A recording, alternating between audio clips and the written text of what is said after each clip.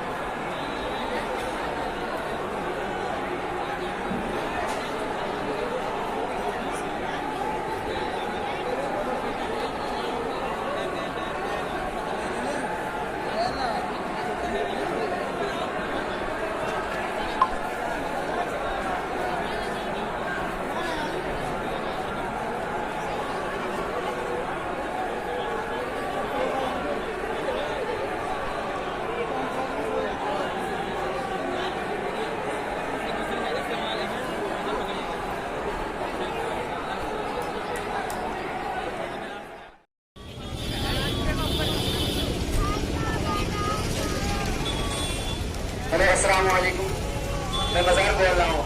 हाफिज आफ्ताब साहब, आप जहाँ कहीं भी हो गेट के सामने आ जाए।